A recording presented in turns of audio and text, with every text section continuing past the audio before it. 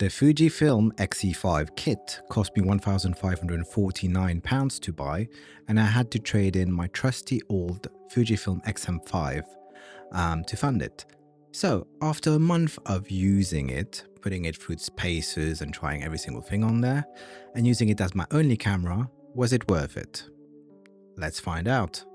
For the past 30 days, I've used the X-E5 for everything, and I mean everything. Photos, videos, vlogging, talking head videos like this one, and even Twitch streaming to see if it overheats or not. For reference, I did one of these videos for my initial review a couple weeks back, so I'm going to tag it on top there. But in this video, we're going to cover what I like, what I don't like, and my final thoughts after a month of you really using the camera. So let's talk about the things I like. The build quality of this camera is amazing. I've rented the trusty old XM5 there just to compare, and this one does not feel plasticky at all. The metal construction there just gives it that premium feel, and it feels solid. The dials are actually fantastic on there, very tactile. You can register straight away if you've changed something, your exposure compensation and everything else. The flip screen at the back, which was initially one of my concern points because I wasn't sure whether it was going to hold or how flimsy it was, it's actually not bad at all. After using it now, I'm more comfortable with it, and it's actually sturdier than what I thought. Yeah, I still do wish though it moved this way when taking photos in portrait mode, because as you go like this, you cannot actually see if you've gone above, and yeah, it just makes it harder. So let's talk about the film simulation dial. I really like what Fuji's done with this. They've actually baked it into the metal plate on top, so it feels very much at home. Unlike the XM5, which feels like it should be an ISO dial rather than the film simulation dial.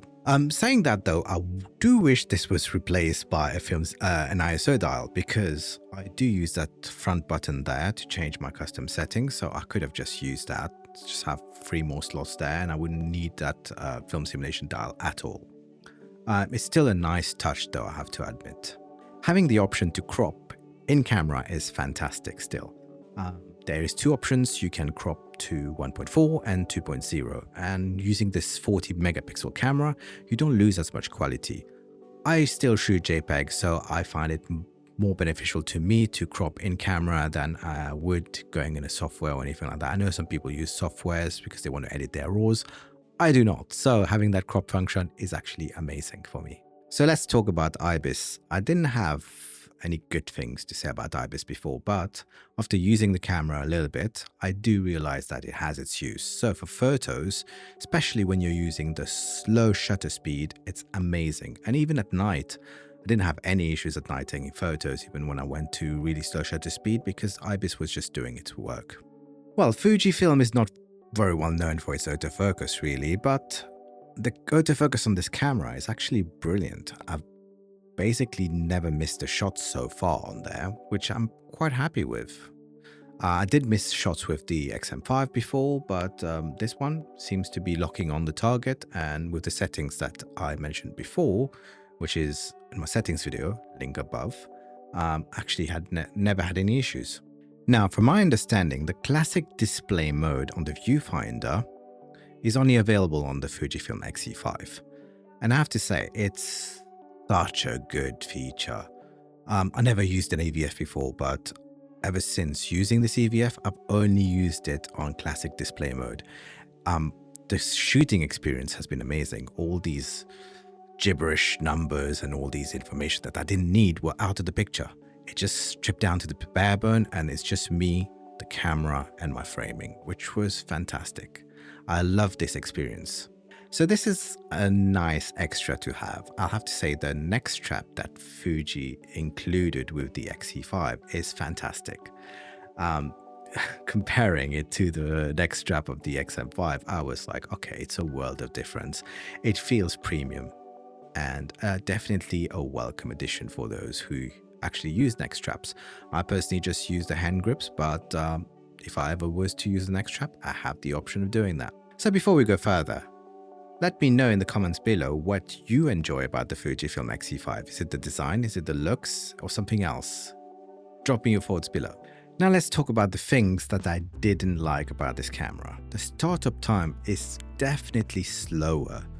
I have a feeling that it's even slower than the XM5. Maybe it's the new processor that for some reason takes a longer time to boot, but it does feel slower. I have missed a couple of shots where I was like, oh my god, I need to turn on the camera and just grab this shot. But by the time the camera did turn on and I had to sort out my settings, I did not manage to get the shot. So yeah, a bit of a bum on this one. So the grip, it might come to no surprise to anyone who's watched my videos before that the grip on the X-E5 rather, well, it's non-existent. There is no grip. It's just a small bump that you have to pinch, and over the course of the day you will definitely feel those in your fingers, and that sharp edge right at the bottom which always catches on my palm. So I had to invest into one of the small rig L grips. Now the small rig L grips is a double-edged sword because although it does make it more comfortable to hold it, it makes the camera less pocketable. So that's the choice that you have to make there. Have a smaller camera but with awkward grip, or having a nice grip but a less pocketable camera. Like with this L grip, I couldn't put it in my jacket. So let's talk about batteries. Both the Fujifilm X-M5 and X-E5 use the same batteries, which is the NP-W126S. So these batteries are the old school Fujifilm one. They've been around for ages, but overall the XM5 does work better, or does handle these batteries, and is more optimized for them compared to the X-E5.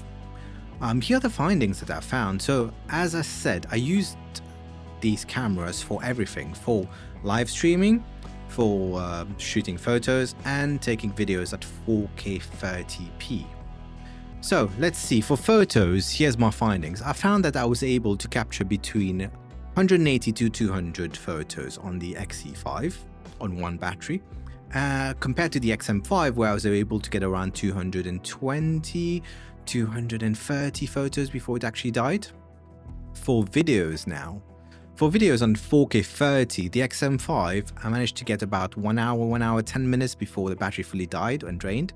On the X-E5 though, I found about 50 minutes to an hour, it was just dead. Now, using a dummy batteries for streaming, for talking head videos or doing my Twitch streaming, I found very interesting information. So the XM5, the yellow indicator at 30 minutes is when it popped up, and the red indicator at 1 hour 40 minutes. I got about 2.5 hours, or 2 hours 20 minutes and 2.5 hours before it actually shut off. On the XM5 though, I found that the yellow indicator appeared way sooner at 25 minutes. The red indicator for the high alert was around 1 hour 10 minutes, and it turned off at 1 hour 40.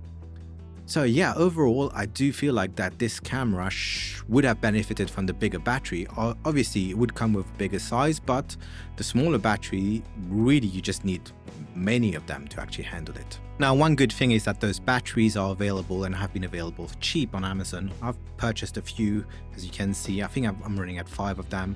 They do help if you're going to be shooting all day during the weekend or anything like that. Take your spare batteries with you. It'd be great for photos and great for videos. However, it doesn't replace the dummy battery. So if you're using the dummy battery and you were hoping to get the X-E5 and that would help you stream, that is not the one. I would probably settle for the XM5. It does last longer, and I'm sure with the fan, which I don't have, if I use the fan, I probably would get more screen time on there. Now the SD card. I don't know if it's just me on that one, but I always seem to struggle getting it out of the camera. I don't use my camera directly with my computer through a cable. I don't send photos or videos to my phone because that would take ages. So what I do end up doing is taking out the SD card and putting it in a card reader to acquire all the photos and videos. But I always seem to struggle. I have to fiddle with that SD card for like a couple of minutes, trying to pinch it out, get it out little by little so that it actually comes out. Is it just me, or has someone else had the same issue? Now, I know my initial impression of the screen, the actual screen brightness and everything was, I had no issues, but as I used it on sunny days, such as the one you can see here, I've had issues with actually seeing the screen. So it's a good thing that the Q menu allows you to quickly adjust the brightness of the screen, but even when that didn't work, I had to rely on the EVF. So it's a good thing that it does have an EVF, but yeah, this screen is not as bright as I initially thought it was. IBIS for videos is shockingly bad on here. It's basically, it looks shaky and natural when we're handheld, and the quality doesn't look good at all. So for smooth videos, definitely a gimbal is needed. So something like the DJI RS4 or the Scorp Mini. These are like great gimbals that you could use with that, which begs the question. So you could use that with the XM5 as well. So what is the point for video work to use this one? But I don't have either of them to test out, so I can't give my verdict, but I can say handheld, the video stabilization or the IBIS does not work very well. Right, one thing to note is that the X-E5 with a 40 megapixel sensor, all the files are actually bigger. They take more space on the computer and the memory card, and also they are heavier on your editing softwares if you're going to do some editing on them.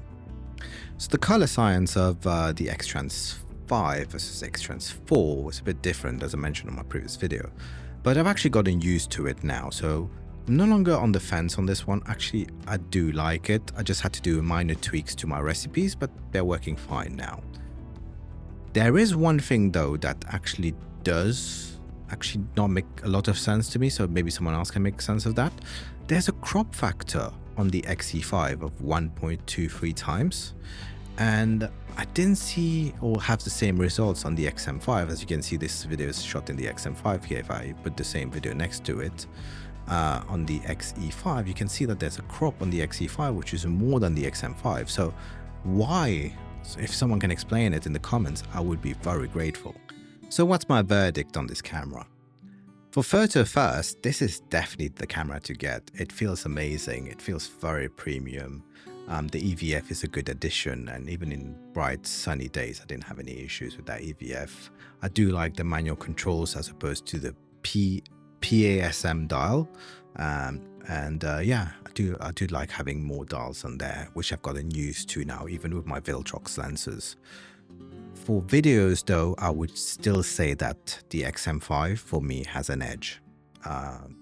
Definitely so. It does make more sense. So if you're going to use a gimbal for the X-E5 or the XM5, you might as well get the cheapest camera, or stick with the cheapest camera and just get a gimbal.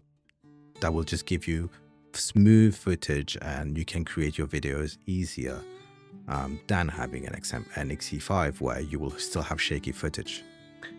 If your main focus is photos, I would definitely say the X-E5 is close to the perfect camera. If you had to choose between the X-E5 and the XM5, which one would you pick? I'm curious to find out if you actually upgraded or how many of you actually moved on to the X-E5. Well, thank you for watching my 1-month review of the Fujifilm X-E5. I hope that you found this video helpful and gave you some more insight. If you did enjoy it, please do leave me a like, subscribe, or comment. I want to know your thoughts as well. And I wish to say thank you to everyone who's been engaging with my content, and it's been encouraging me to create more content. So thank you so much. I will be back in 2 weeks. So on that note, I would say thank you, and I will catch you guys later.